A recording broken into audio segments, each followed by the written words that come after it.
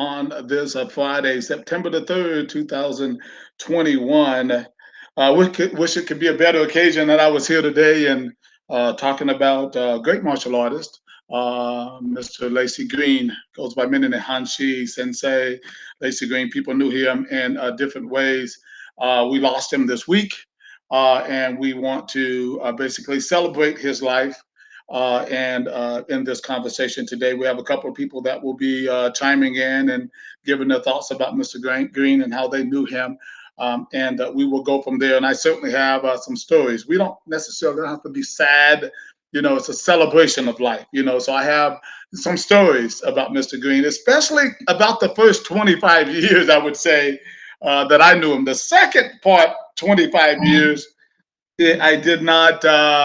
We lost contact. I was in California, so not as much information. I know what he kind of became, though. Something very different, very good, and he was good. He was good before, but even more outstanding, I believe, in the last 25 years. So I just want to kind of share some of the things and how I knew him and how we came up and all of that.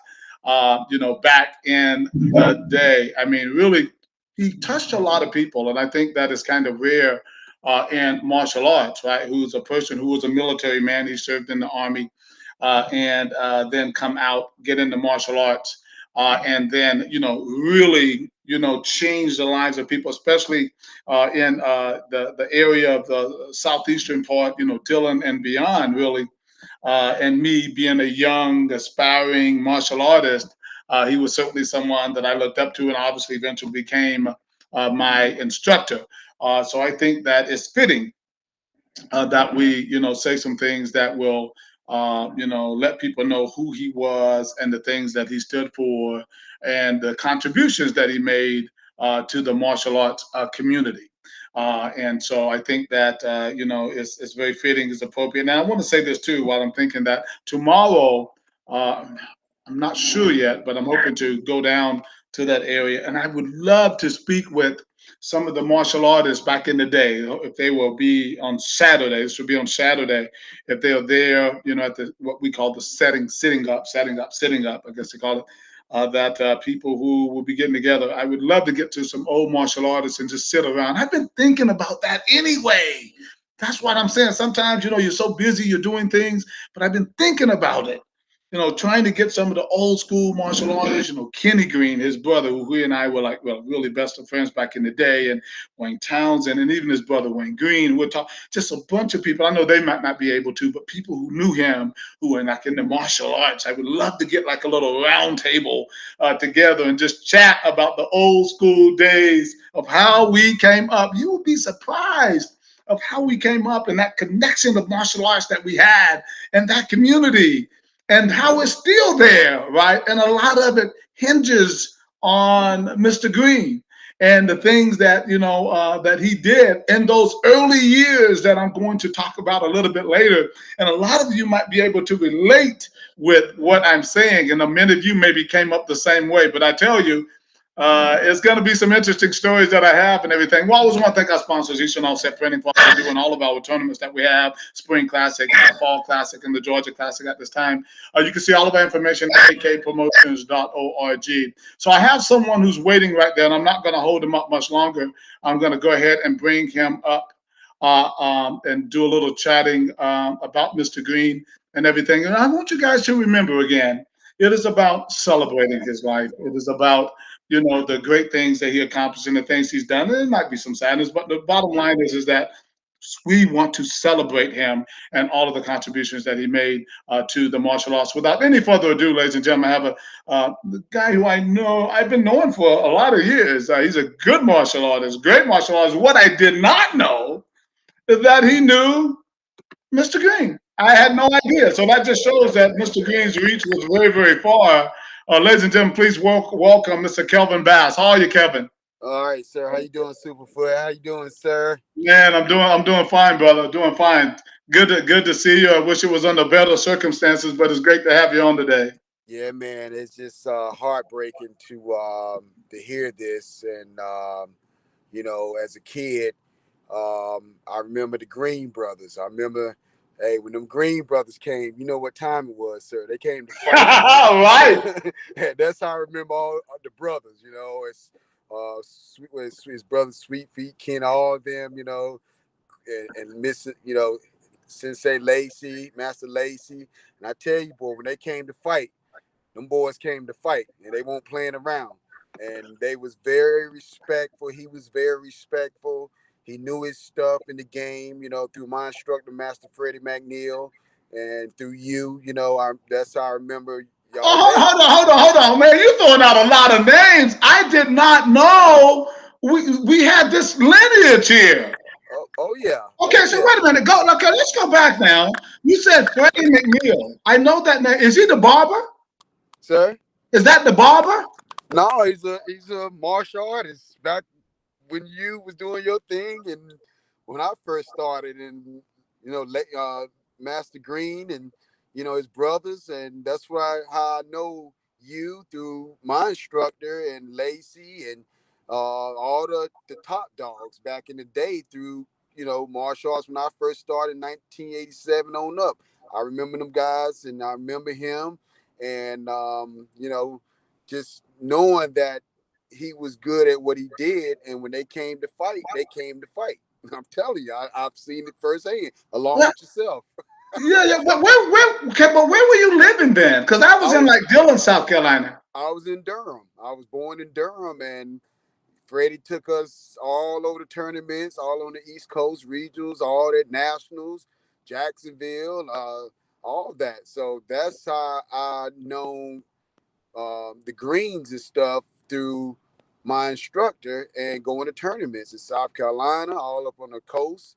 And just remember him, doing forms and judging.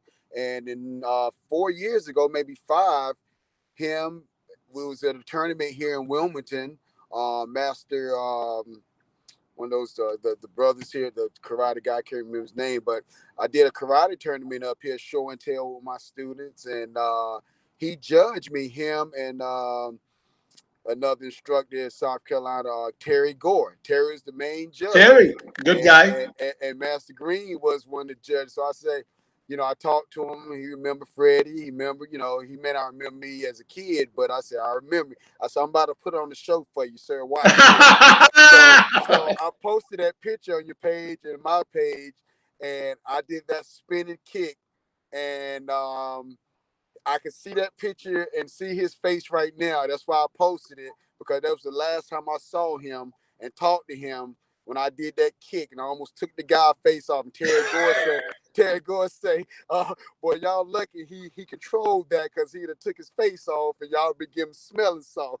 so so Right. I see that picture with Master Green just smiling, his smile and his laughter, his sense of humor.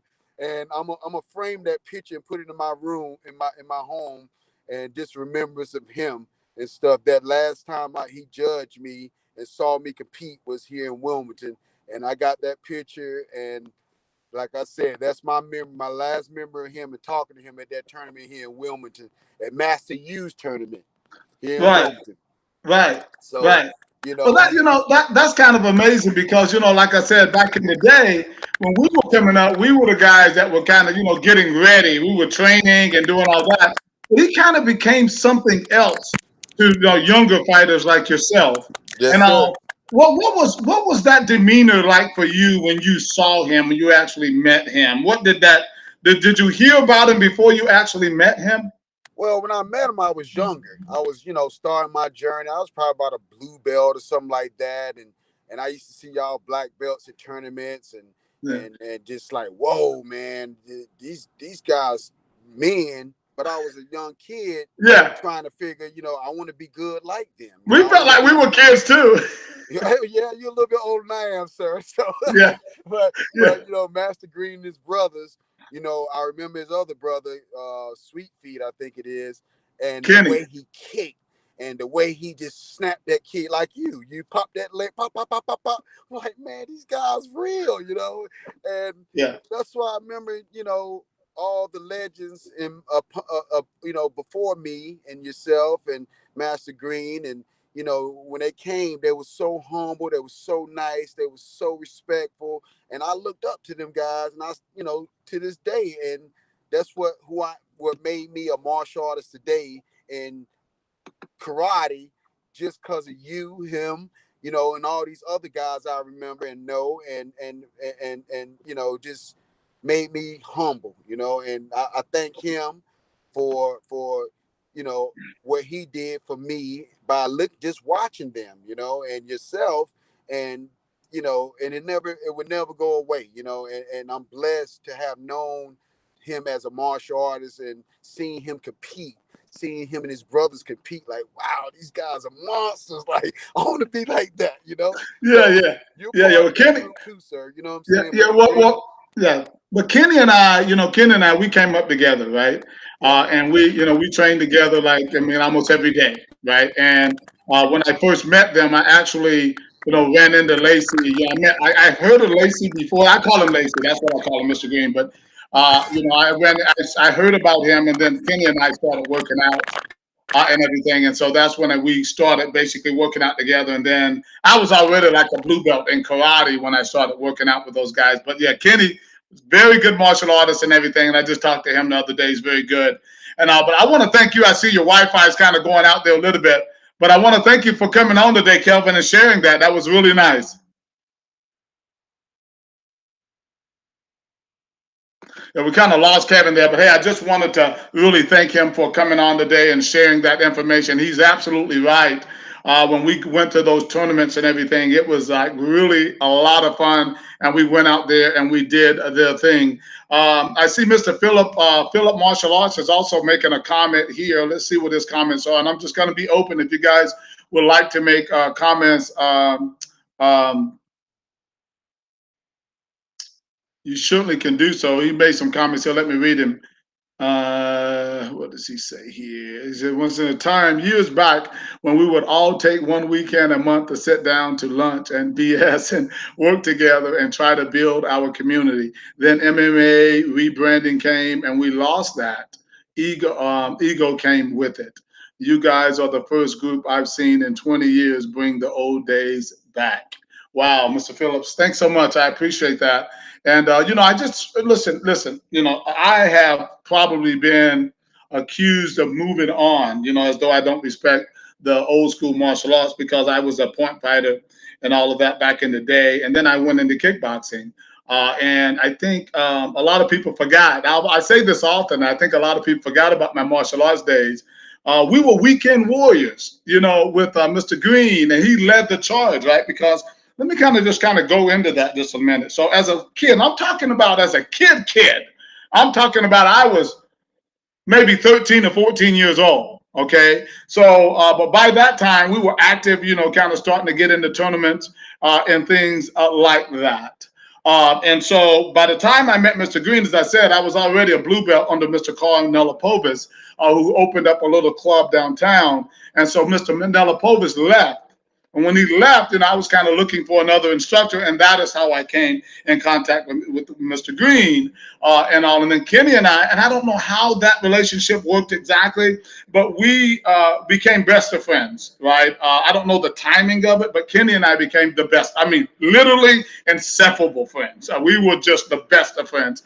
And we worked out like every day. And then somehow, like I said, by the time I actually met him, I knew of him because it was see, what we used to do, there were like street things we would do. We would go to the park and everybody would be out in the park working out. So I would see, I called him, Lacy, Mr. Green out there working out, man, doing his stuff. And Mr. Green, he was short in stature. He was very short in stature, but he was well built, very big thighs, and he has so much power in those kicks and everything, right? And he was just in shape, right? And so I saw him out there. They would be sparring with. There was a guy called Mr. T. There was Terry Platt. Those guys. I think Mr. Platt has also gone on, and they would be out there. And I was just this little kid, kind of looking around. I remember, being in a blue belt already. I'm just kind of saying, oh man, those guys too good for me, right?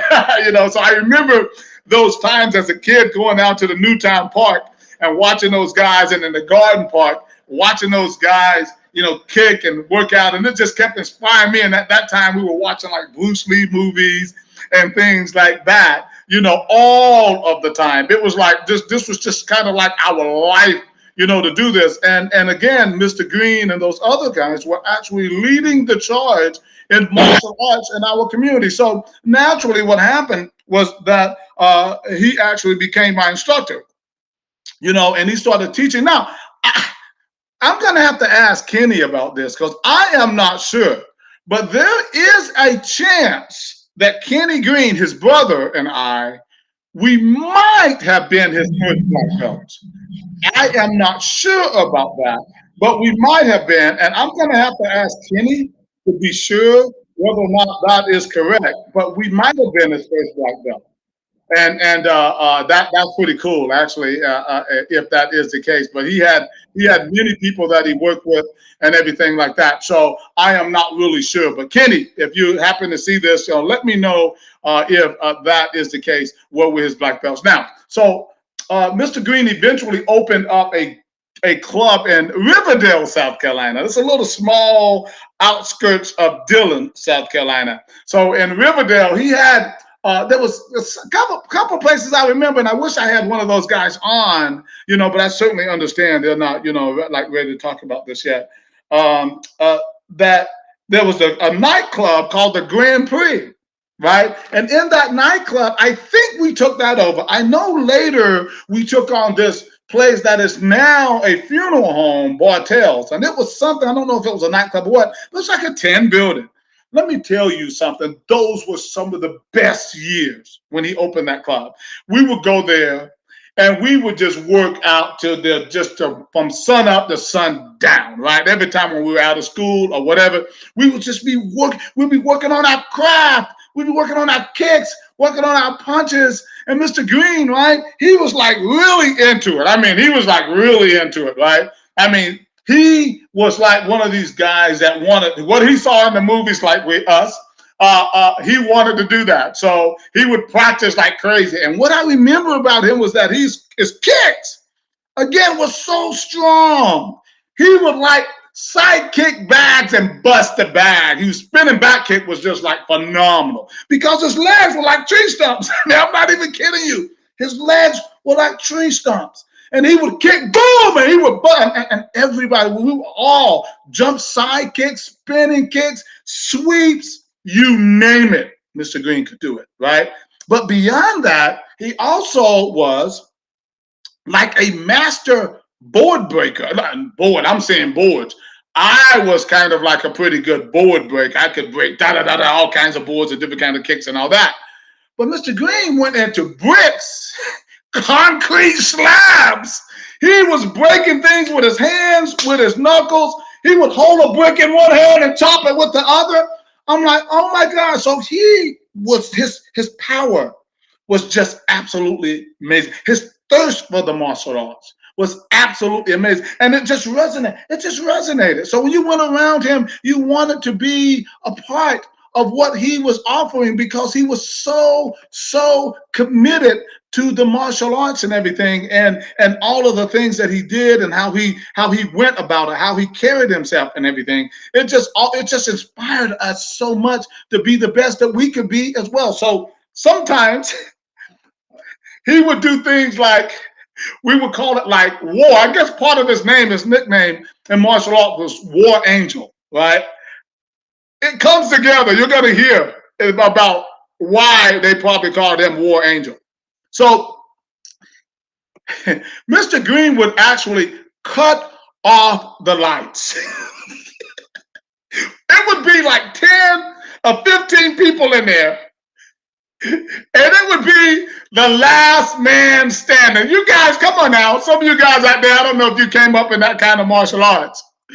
But this is what we did, right? And it made me a better fighter. It made me better on the street fighting as well as in the ring.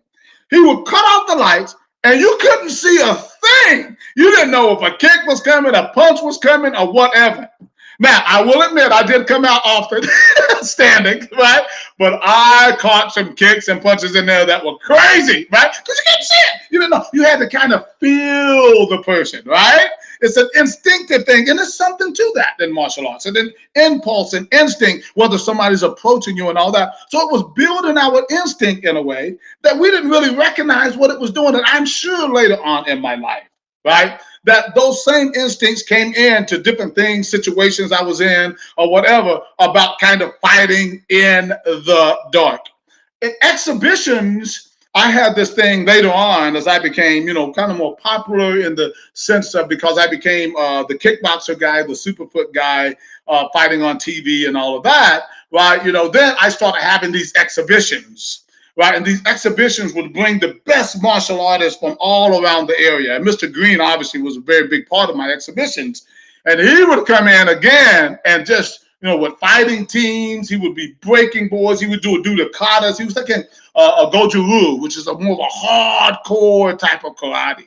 And he would come in and he would just be just doing this stuff and just made my shows that much better. Ironically, today I'm still a promoter, right? But I was promoting these events and things like this. Now, later on, he also became a promoter. But again, someone else would have to talk more about that because I was living in California by that time. So I don't know about that. I just know like the first 20 some years or whatever, when we were all there together, the things that he was bringing to, I know, my little exhibition where they were not little. They were actually pretty big. We would fill up gymnasiums and all of that. And he would come in and he would do all these things. Now, he was also a very good fighter. He was a very good fighter. So in point karate, right now, listen, as I said earlier, he was short in stature. He was short. He was, 5'8", maybe 5'7". He was short in stature, right? But he was, like I said, well built. So guys with long limbs, right, they could get that point. But I'm telling you, it never was an easy fight with him. Never was an easy fight, right? And he actually learned how to navigate and use his size. That guys, he was beating a lot of people. He was beating a lot of people. So he learned how to use his size and his, power and his technique based on his stature, right? And he won. I think his house is probably full of trophies, right? Because he won a ton of them and stuff. He also ventured into the full contact. Ran into the same issue because of the height thing, but let me tell you, never an easy fight. He was in there. He was a gutsy fighter, right? He would dive in. I mean, boom, boom, give it everything, man. And I remember this one guy, and maybe somebody needs to help me here. Frank the Tank. I can't remember his last name, but they call him Frank the Tank. And the reason why they have epic fights, they must have fought 5 times. I'm not even sure. But the promoters would put them on because they were about the same height. And they would just get nose to nose and they would just bang it out, blood, guts, and everything. They would just go at it. Some of the best fight shows. And this is in kickboxing. This is in the ring. Like I said, he just was not only a great karateka, but he also fought in the ring. There's a picture there on the screen there. Thanks, Mr. Marcus Green, who provided that picture there on his Facebook page. But he was also back in the day, with the high kick style and all of that. And our boy, luckily he was not doing leg kicks because again, his legs were so big, he would have broken people's legs and you would have bounced off of his, right? But he was a very good kickboxer. He went in there and he did his thing. And I mean, some of the best fights you ever wanted to see. As I said, later on, he actually did become a promoter. I don't know if he promoted any full contact fights, but I do know that he promoted quite a few tournaments. And a lot of people actually remember him, like this younger generation, remember him more probably as a tournament promoter and the master and Hanshi that he became, right, than me, right? Because again, I had moved away and everything, and we had kind of passed all of those times, if you will. The thing about Mr. Green too, that he was a very, very, very, very likable person, right? He was somebody always kept a smile. This is not saying that, when people pass, everybody, they say all this. No, I'm telling you the truth. I always thought he was just the nicest human being, right? I mean, I always thought that way, and just very nice, very likable, very respectful, and again, a true hardcore martial artist, right? And so most people that I know, I don't think he had any gripes with many people and all, because most people really, really, really like Mr. Green. Now, Got a story for you. So this is one of the funniest and most dangerous things that's probably ever happened in our time. So as I said, we were weekend warriors. We traveled all the time. We were almost every weekend we were at a karate tournament.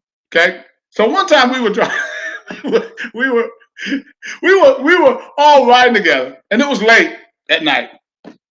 And again, Lacy, see the way he's dressed right here on this picture. He was really cool. He was a really cool guy, dressed nice, short all the time, right? He had a little ponytail thing that he used to wear, slick back, handsome guy, and all that. And he's just cool.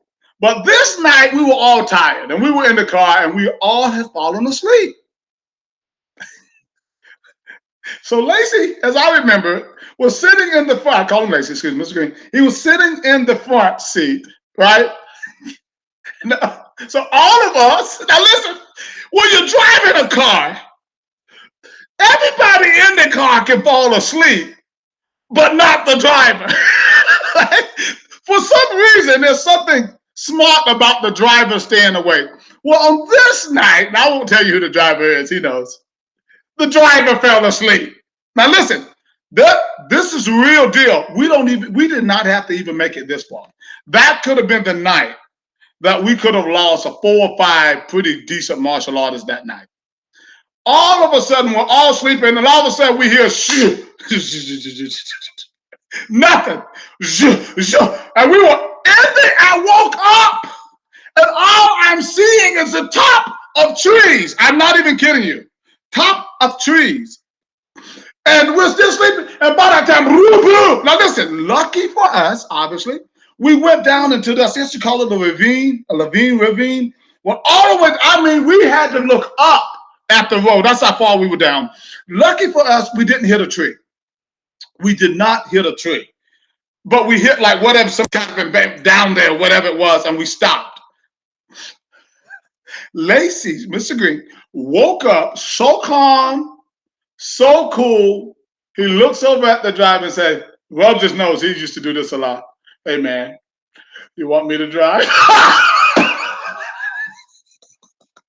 He says, do you want me to drive? By that time, yeah, somebody else needed to drive because we almost got killed that night. My point is, Mr. Green was so cool. He was just, even when we almost got killed, he was still calm, cool, and collected. It's one of the most profound memories that I have of Mr. Green when it comes to something kind of crazy, and really dangerous, right? But lucky for us, we did get past it. But I think the other thing that we have to keep in mind is the legacy here. And again, I had up the other a moment ago, and I put it back up for a moment.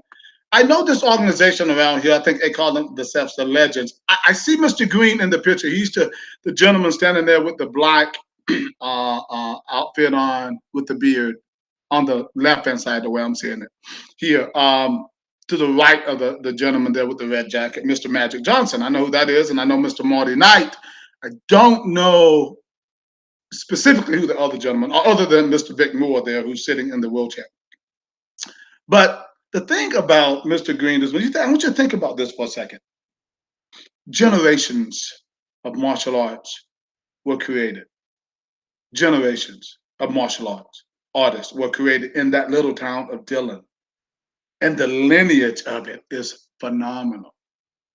Mr. Green was a big part of that. His brothers were martial artists. His nephews were martial artists. His nieces were martial artists. His cousins were martial artists. His friends were martial artists. All of these people were a part of the lineage of Mr. Green. You understand?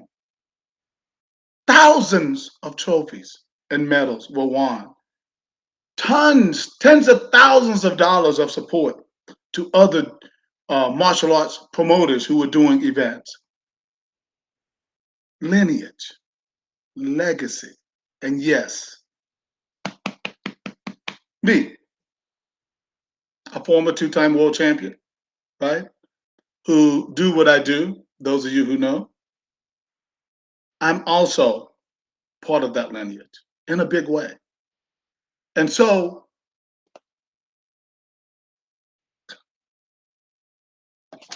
it is what it is. You know, you live your life to the fullest. You live your life to the fullest. Everybody comes into your life for a reason. There's a season for some people to be in your life. That season for Mr. Green and I was that him to contribute to me becoming whatever I am today in the martial arts. And I'm forever thankful for that. I'm forever thankful for that. Sometimes, as you move through life, you don't say and do all the things right. And I know that because you're so busy trying to navigate and try to survive. And in me, with my businesses and the things that I do, sometimes you don't always do it right. But I had a lot of time to think about things when I was in California. I remember, and I was writing my book and I was doing other things. I thought about what Mr. Green meant to me. So when I returned from California after like 23 years, I went to a tournament that I think was promoted by Mr. Green or his brother Wayne Green, who's a very good promoter and a part of that legacy, part of that lineage, of course.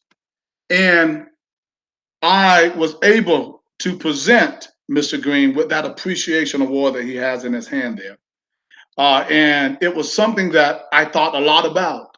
And I wanted to make sure that I let him know while he was here that I appreciated the contributions that he gave to me and my martial arts. My first black belt came from Mr. Green, and in an area like Dillon, where there was not a lot of martial arts, I mean, that might not have happened. That would have been very difficult. I don't know what, if, and what happens is those belt ranks, even though I was winning tournaments as a brown belt, I was beating most black belts. If I would not have gotten that opportunity, to have gotten my black belt, it would have probably been a different Johnny Davis today. I don't know where that goes. So I'm thankful for that.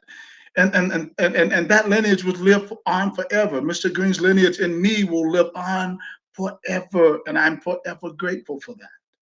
And I see a couple of comments here. I just want to quickly say that Mr. Phillips again is saying, he said, LOL, the phone book days, calling gyms in other states, seeing if something is going on, blindly driving down. Hopefully you get to play. You're exactly right. We didn't have the Google back then, and we didn't have navigation back then. Can I tell you about how many times we got lost, sir? Oh my God. I mean, just absolutely crazy. But thanks so much for those comments, Mr. Phillips. Also, Lakeisha Carolina also shared that she met him, and he was an awesome person, always smiling. Lakeisha, see, smile well. Now, I know Lakeisha. I've only met her here recently. I did not know that she met Mr. Green, right? This is what I'm saying. There's so many people out there who met him, and he's touched so many people over the years. Again, the 25 or 30 years that I have been away, he has touched so many more people in that time. That is absolutely amazing. I mean, it was a life well lived. It was a life full of admiration and appreciation, and one that contributed to our sport of martial arts. Yeah, I want you to go back. You think about it. He's a young African American man in a small town of Dillon, South Carolina. Let's call it 30, 40 years ago. Let's call it what it is. But he found a way. He found a way to be somebody. He found a way to be successful. And I want you young people there who think that drugs is the way, gang violence is the way, doing illegal things is the way. It doesn't have to be. We didn't choose. We didn't do those things. Us young men found martial arts. And we, stayed straight. Most of us didn't drink, didn't smoke. We practiced all of the time. And people out in the martial arts world know that when we showed up, as Mr. Bass was saying earlier, you better start. You better make sure that you did your work in the gym, because we came to play, and we came to play hard. All of us, Wayne Townsend, Kenny Green, Mr. Green, Mr. Lacy Green, all of us. Wayne Green, the legacy is still living. I was just talking to Kenny the other day, his brother.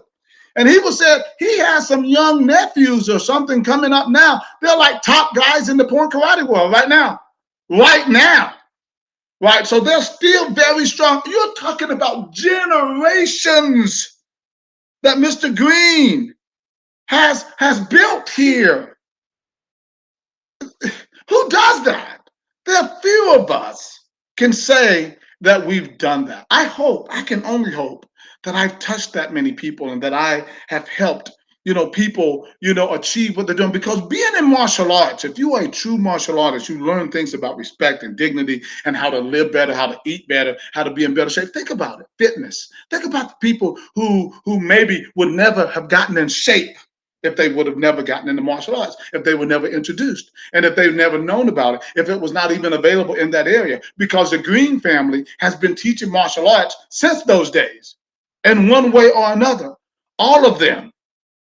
My cousin, my favorite cousin, by the way, Doris Livingston, has a child from Kenny Green. I'm actually the godfather. I'm a terrible godfather, but I am. And I think I get them confused. It's Keith. I get them all confused. But he now teaches martial arts. It's all of them. It's just a legacy, guys. So all I'm saying is, Mr. Green, job well done, sir. I am so appreciative for your contributions, and they will just never be forgotten. And I hope that those of you who respected Mr. Green, who learned from Mr. Green, I know you'll be sad, but I hope that you pay him back by keeping the dream of martial arts alive. I hope that you will continue to practice in his honor. You will continue to be good. You will continue to be respectful to people, and that you will remember those martial arts codes about discipline and respect and those things that we need to make our society better. Remember, clean living as a martial artist is important. Being a martial artist and being a drug addict or smoking and drinking is a bit hypocritical. I'm not trying to make friends, I'm just telling you. Remember those things, the martial arts code about respecting yourself and respecting other people. I hope that you will. I know that Mr. Green is smiling upon, you today. I just simply want to say again, thank you. Thank you, sir. Appreciate you so much. And my condolences to the family. All of us really, really close friends. And again, hope to see some of you tomorrow. Hope to speak with you. Some of you guys will maybe create something for Facebook and YouTube. I know that you have a lot of memories of him. And I'll rest in peace, sir. Thank you.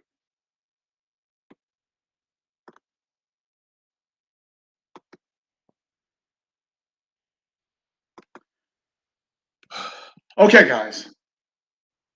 So, before I go, I see Michael Boatwright showed up there. Michael Boatwright. Oh my gosh, what Michael Boatwright? Michael Boatwright.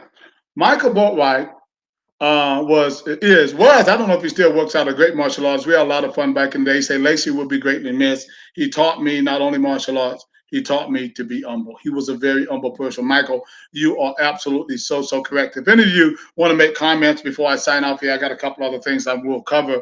Please feel free to do so. Michael, hope you're well, sir. No doubt about that. And but again, guys, I just wanted to make sure that I pay some tribute to Mr. Green.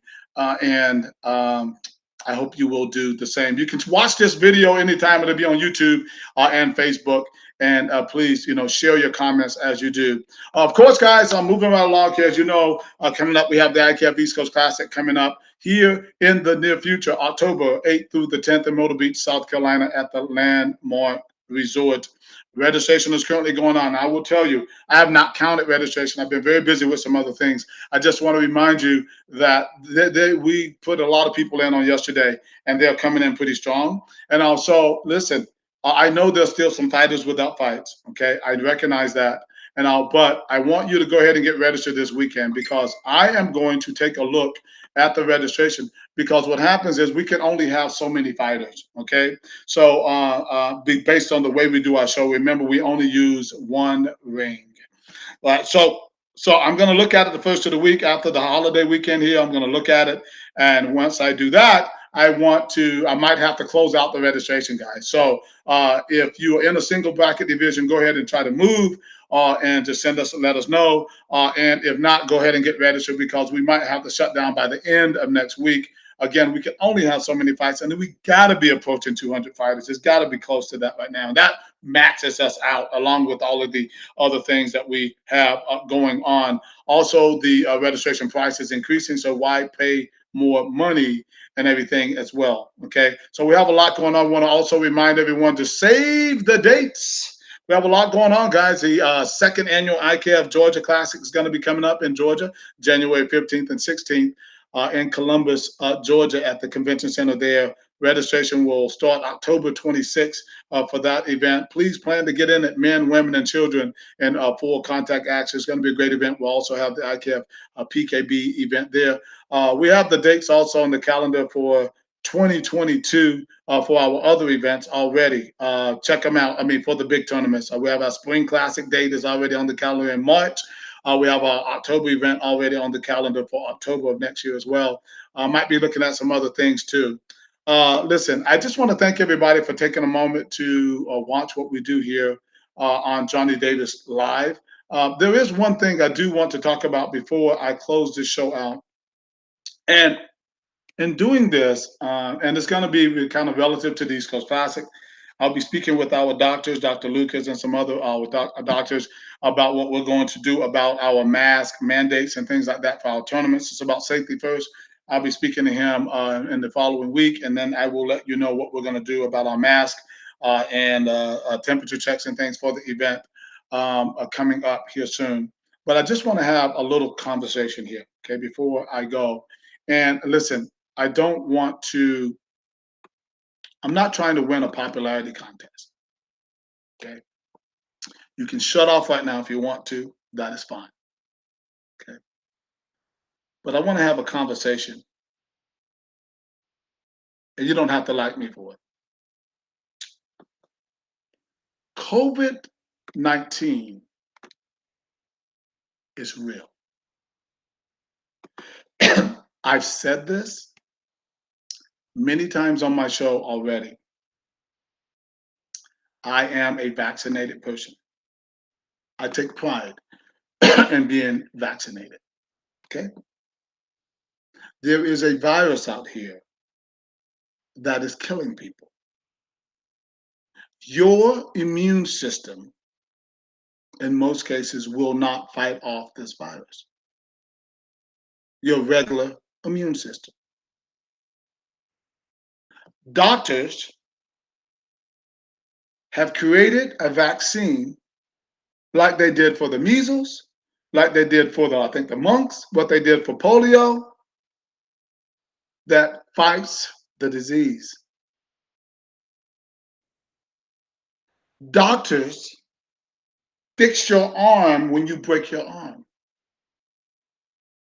Doctors help fight cancer. If you can't see, you go to an ophthalmologist and they help you out to see better. You do not know more than these doctors and scientists. Get off the conspiracy boat. Things happen. Oh, they use African American people as experiments and all of that. We know that. It's history. They did a lot of things to African American people, Native American people. They've done it to their own white people. People do that. You got to believe in something. You have to stand for something or fall for anything. The virus is real. It's real. It is like an opponent. If you go into that ring and you don't respect an opponent, you get your ass knocked out. Okay? That's what happens. Real talk. I'm not playing. I am so tired. I'm so tired of seeing so many people die. They don't have to die. You don't have to die. Take the vaccine. It will reduce some of the symptoms if it doesn't protect you totally. It tells you it's not a miracle drug, but it will reduce your symptoms and maybe keep you from being hospitalized. What are we thinking? You don't believe in the science and the medicine while you're well, but when you get sick, you go see the doctor. What the hell sense does that make? Either you believe or you don't. But listen, now we're filling up hospitals again because you're not vaccinated. The vaccinations work. And I don't care if you don't, you can unfriend me. I don't care. I'm telling you, they work. Now, listen, I'm tired of the craziness. I'm tired of seeing people, so many people die. I'm asking you, please, get the vaccination. They're saving millions of people. Get out of the conspiracy thinking. Theories. The vaccine works. These doctors are not playing. They're trying to save lives, not kill you. They don't want you to die. Get the vaccine. Get the vaccine. Get the vaccine. Like me, hate me, call me whatever you want. But if you can, get it because it will make things better for you and I think make you safer. It is about layers. Let's talk about that and I'll let you go. Layers. You wear the mask because it's a layer. You get the vaccine because it's another protective layer. You do somewhat social distancing because it's somewhat of a layer. Right? The more layers that you put on in that sense, whether physically or, hypothetically, whatever, that it will help protect you. You can still live. We should not shut down. We can still do our sports. We can still do our activities. We can still do a lot of things. Right? But not if it keeps getting crazy again.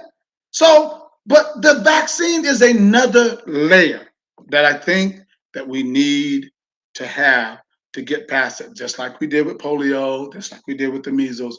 I'm asking you to please, especially those in our martial arts community, if you respect what me, as whatever I try to do, I'm asking you to please reconsider getting the vaccine. Okay? That's all I have for you today, ladies and gentlemen. Again, rest in peace, Sensei Green.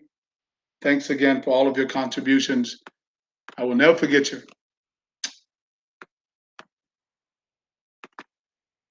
All right, guys, that's all I have for you today. Thanks again for watching another edition of Johnny Davis Live. Please always respect each other. This is Johnny Davis Live. I'm checking out.